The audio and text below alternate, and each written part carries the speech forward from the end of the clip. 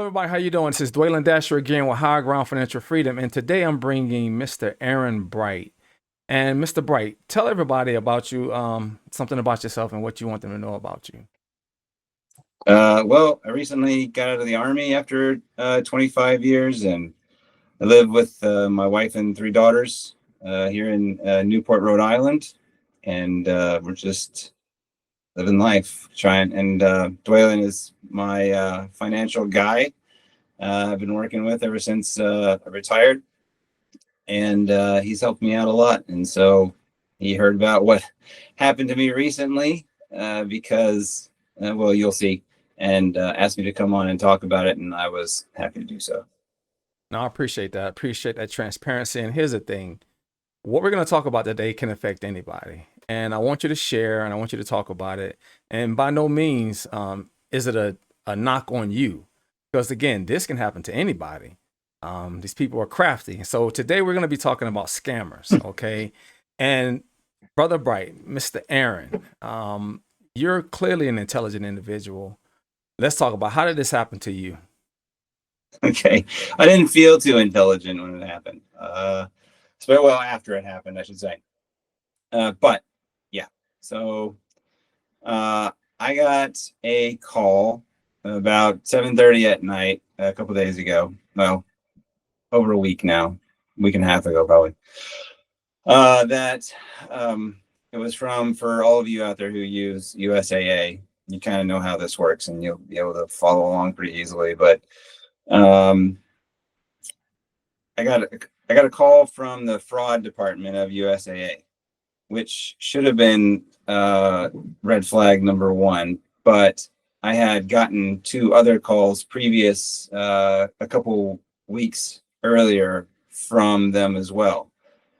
Turns out it was the same guy, but and I had been having some problems with my my debit card prior to that, so he just hit me at the right time. You know, sometimes these things are timed really poorly for some people. Like, you know, you get a text that uh, I haven't paid my tolls. Everybody's getting that one right now, right? When you don't ever go through tolls. So it doesn't make sense for you. But this one made sense for me because I had so much trouble with my debit card lately, and I've been talking with the fraud department. So I got hooked on that, and he called me from the USAA, my bank phone number that I have saved in my contact list. So that was my first indicator that it was for real. What I didn't know, and what I know now, is that, and I don't know if this is a new thing or not, but it was new for me, is that there is such a thing called a replicator. I'm sure other people call it different things, but that's the way I know it now. That they can use to replicate a phone number or a text message or anything of somebody that you know. So I didn't know there was such a thing. I do now. So everything is suspect. But I got a call from him. I got a call from USAA, and so it should have been that flag, and he sucked me right in. And I mean, I can tell you the rest of the story. It'll take a long time, but do you have any questions? No, I mean, but how did he, That when you point? say he sucked you right in, like, how did he pull you in? Was it the text? Was it the phone, contacts? How did he pull Yeah, you it in? was the that it came from the contact number, and then after that, there were the text messages. So normally, when you're talking to USAA or you're working with them in some way through your app or whatnot, and you need to get a login ID or a login or a login number, they text you The two-factor over this. authentication. Yeah, to authenticate. And so and so they sent it. He sent the authentication code through that same number, and I have those saved. You know, it's one of my text messages that I'm saved. So it the code that he sent me that he wanted me to confirm over the phone came right in underneath that one. And so it everything looked totally above board. I was getting the call from him, and the text message was there, and I had been dealing with them recently over fraud problems. So those were the two main things. And then he knew. Oh yeah, and then the third thing was that he asked me to look up. He asked me to look at my account. And as I'm looking at my account on my iPad, he goes, okay, now I'm going to show you the fraudulent transactions that we need to take a look at. And then my account changed its view on my iPad, and Wow. then I could see, yeah. And so then I could see what he was talking about. And like, he changed the name of my account to, I forget what he changed the name of it to, but it was like, we've locked down your account right now so that I can show you these changes. And I've never seen him do that before, but I thought, yeah, well, maybe this is a new thing. So between the phone call coming from them, the text messages coming from the usual place, and his ability to manipulate my my account right in front of my eyes, I was like, I literally remember thinking, if this is a phishing scam, this is the most sophisticated phishing scam that's ever been done, because you rely on those text messages to be like, okay, it's coming from the same spot, it's got to be Mhm. them. You rely on the phone number, okay, it's coming from him, it's got to be the same thing. And that's what I did, and I was hooked. Wow. And then at what point did you realize, okay, this might not be legit? My lovely wife, she could only hear one side of the conversation. Well, there were a few signs, I should say, because my intuition was definitely pinging a few things that he did, but it was completely being overridden by the other three things that I mentioned, and the fact that he knew a lot of stuff about my account already. That should have been, a red flag in itself, but it was the green light that he needed, and it certainly helped him out a lot.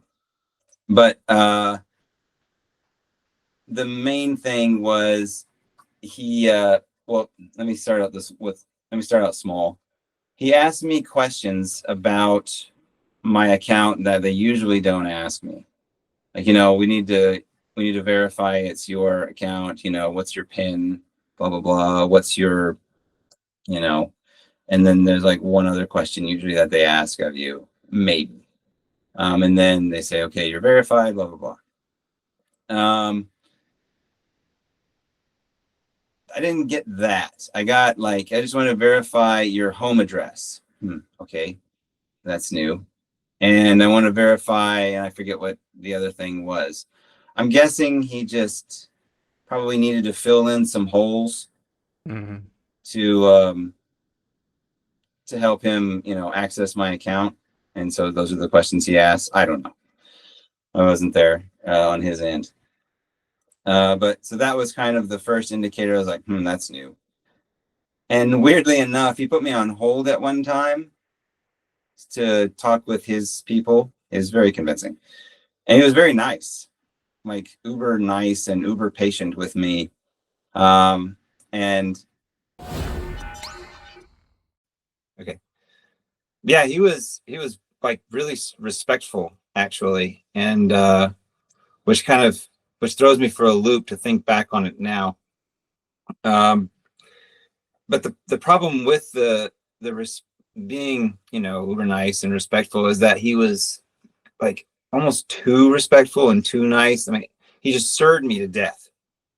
Yes sir, no sir, and to the point where it was irritating. And I kept asking him kind of the same question, because he kept dancing around. I can't remember what the question was. But it was something like, I don't understand this, and you're not explaining it very well, kind of question. And he kept dancing around the answer, and but being very, sir, I'm sorry, this is a hard thing for you to have to go through, and blah blah blah, and I understand, and if we can just get through this, and I got irritated enough to where I know I threw a few expletives at him before, and to try to get him to explain it. But um, yeah, that was one thing that USAA doesn't serve me to death. They'll throw me a hey, Colonel Bright at the end, or a yes sir here and there, but they don't do it like that. And so that should have rung bells in my head, and it did, just not significant enough. He was he was very good at, if that's his job, he's very good at his job. Yeah, but he had all the credentials. So I mean, how could you tell? Like the text message, having all of your information. That text message for me, that would have Yeah, got me because I keep mine as well, and that is that two-factor authentication. That's my go-to. I assume that since it's coming down off the USAA, that since it's in the same area, how can someone scam you? And I've dealt with something like that in my past where in my units that I served in, it was a CSM 4 times, but out of the 4 times, there were in 3 of the units, there were pedophiles. And you always feel responsible, like I should have saw this or I should have saw that. And I remember CID briefing us. And for all the people that don't know, CID is basically like the criminal investigators for the Army. They're the special police. And they said someone has to get hurt in order for them to catch a person, catch a pedophile. And unfortunately, like in this situation, you had to get hurt for others to hear how to be careful. And I always struggle because I assume that these people are less intelligent because they're criminals, because they have something that they is not right. And that's not the case. For me, my focus is finances. I understand finances. I live, breathe it. I dig into it. That's my craft. For a criminal, whether it's a scammer, pedophile, whatever, we need to understand and be vigilant that this is their craft. Whatever their craft is, whether it's legal or illegal, they're going to be good at it. And we have to be just as vigilant. And I know that sounds crazy. They're going to be good at going after kids or good at going after someone's account. But if not, we can end up with bad situations. yeah, and that's such a good point, because I think you kind of get lulled into a false sense of security because you see, especially if you watch YouTube, or you watch pretty much uh, any advertisement nowadays, they all look like scams, Mm, and so you think that, okay, these people they're stupid. Like, who's falling for this kind of stuff, And so you get lulled into this false sense of security that they're all like that. And then, like you said, one comes along, be it scammer, fisher, pedophile, you know, spouse abuse, and they are charming. And as much as it pains me to say, use that word with any of those associated people right there, they wouldn't get to where they were successfully if they weren't. right. And that's the thing. Again, we have to look at them. I think, again, we look at intelligence and we associate intelligence with goodness. And that's not always the case. No. There's a lot of bad, intelligent people out there. And Yeah. they thrive on doing things that are not morally correct. And it's people who would never do that. We're like, how is that even possible? And I've come to a place where I don't worry about the how or even the why. I stopped questioning. I used to beat myself up because I have young boys, and I beat myself up. Why is this happening? Why do people do this? Or why somebody do? The why is over. Now I'm just focus mode, and I try to pay attention as much as I can without going overboard, because I don't want to be obsessive either. I Yeah. have other things I want to focus on, and I also want to live in a world where I can trust people. I want to trust without being taken advantage of.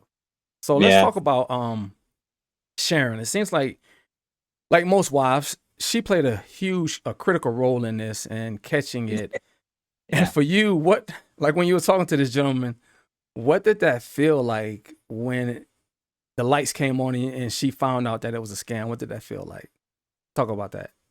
There was about zero 0.5, zero 0.7 of a second where I thought, oh, this USAA person doesn't know that I'm talking to this other USAA person. Honestly, Mm-hmm. I mean, that's like hard for me to admit that flashed across my mind, and then it was like, oh no, idiot, and I hung up the phone, uh, and I was so mad at him and myself, and the and I immediately went into because he was trying to get information about like on my Venmo, I think it was, and I had given him some information about it. Oh, God, it's so hard to admit.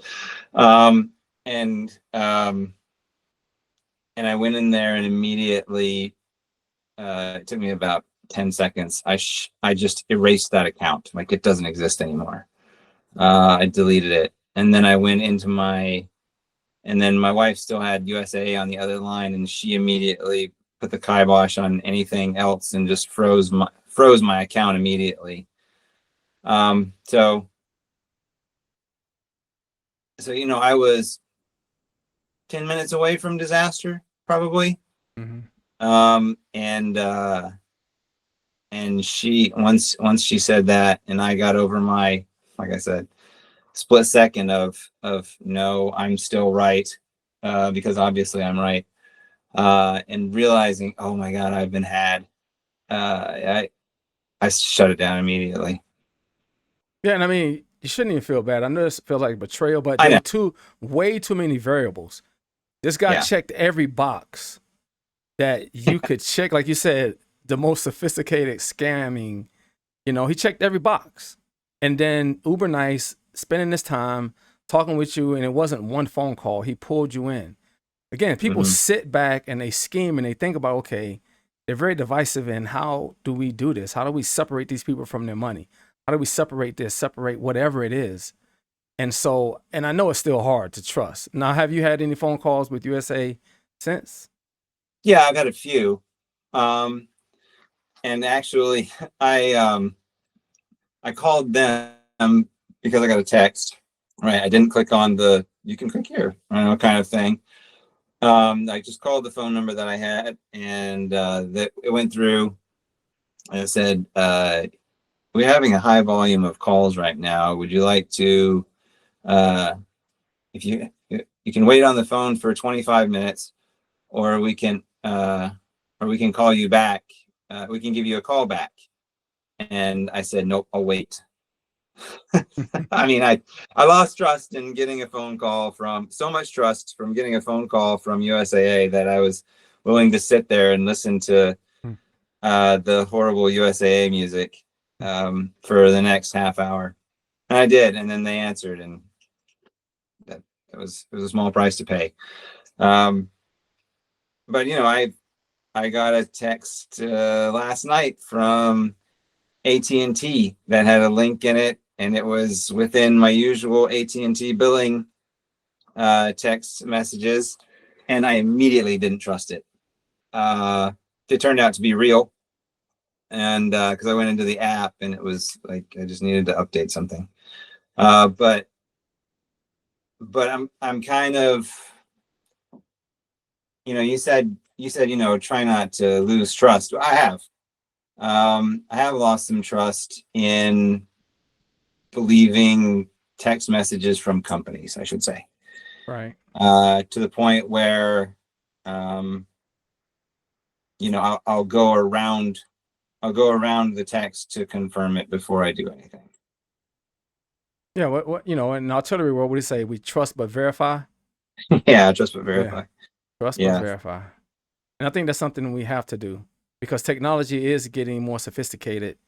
And with these repeaters, which is something I never heard of until you brought it up, yeah. it's Replicator, it's I think. possible.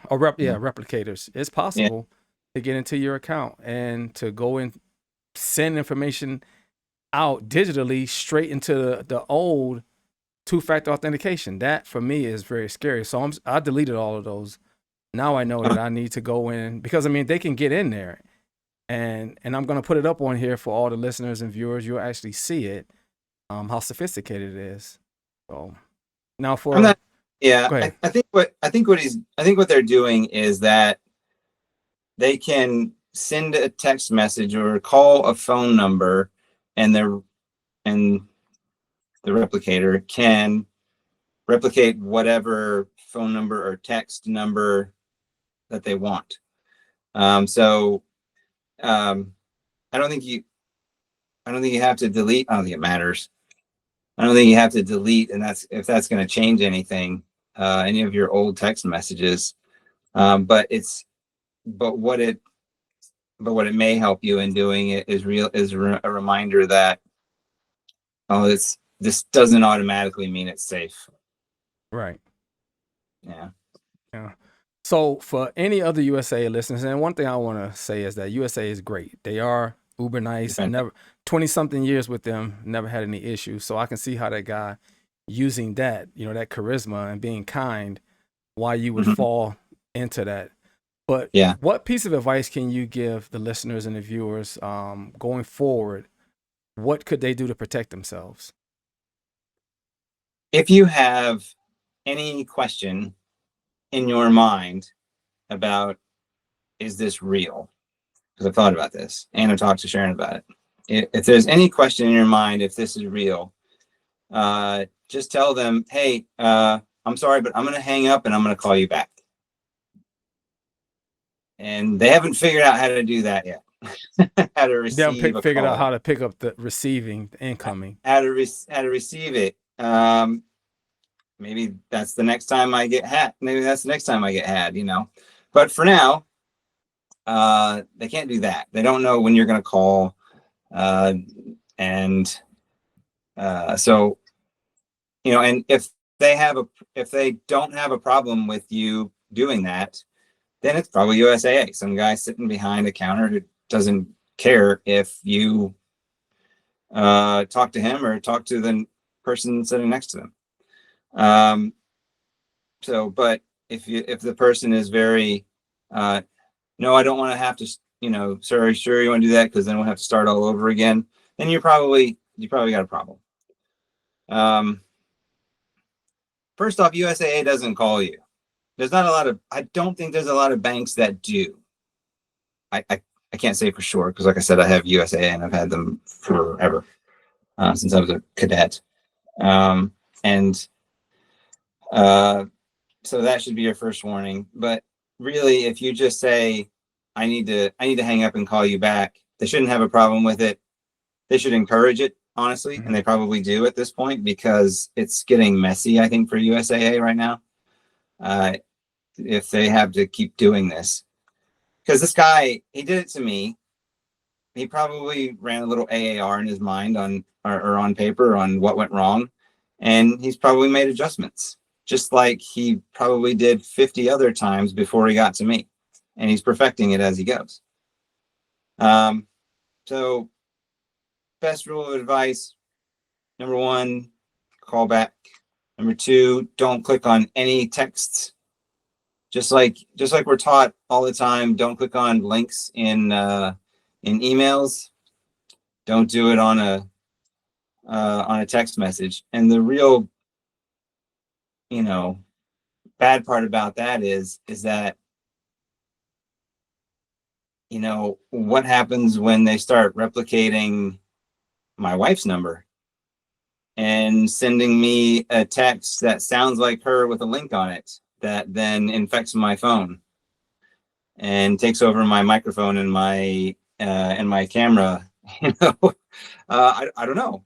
I don't know how far this goes. So it's you can trust certain things, but with the replicator out there, it's making it much more difficult. No, I completely understand, and I'm gonna continue to delete my two-factor authentication text. I'd rather be safe.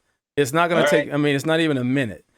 Yeah. to call back. It's not going to take that long. And Uh-huh. I'd rather be safe and not have to deal with all of that extra, the fallout from Hmm. what could come, because that's how we Yeah. learn. We learn through other people's experience, and hopefully the listeners and the viewers, you learn. And I 100% appreciate your vulnerability and your transparency in this, because I know, as a service member myself and as a man, I know how hard this had to be to get scammed. I mean, you Mhm. would probably love Yeah. to have that gentleman standing in front of you so you could just touch him in a special way, you know. uh, Yeah. le- Yeah. yeah, I can What only imagine. with him?